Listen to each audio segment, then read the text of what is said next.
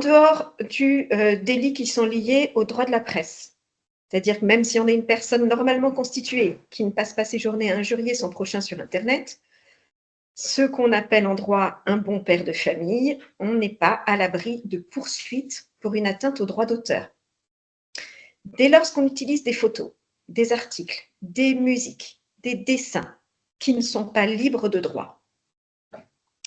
Les limites du droit d'auteur, donc, toute personne qui crée une œuvre originale, c'est-à-dire une œuvre qui porte la marque de sa personnalité, qu'elle soit littéraire, graphique, photographique, musicale, audiovisuelle, etc., détient automatiquement des droits sur ses œuvres. Un droit moral, c'est celui de voir mentionner son nom, celui de s'opposer à une divulgation sans son consentement ou à une utilisation qui dénaturerait son œuvre. Ce droit moral, c'est un droit qui est perpétuel et qui ne peut pas être cédé.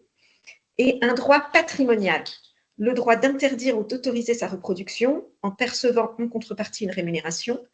Ça, c'est un droit qui peut être cédé et c'est un droit qui disparaît 70 ans après la mort de son auteur ou après 70 ans après la première divulgation de l'œuvre si elle appartient à une personne morale.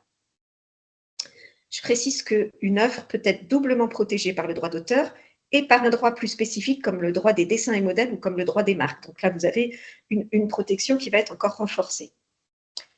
L'utilisation ou la reproduction d'une œuvre sans le consentement de son créateur, ça expose l'utilisateur au délit de contrefaçon.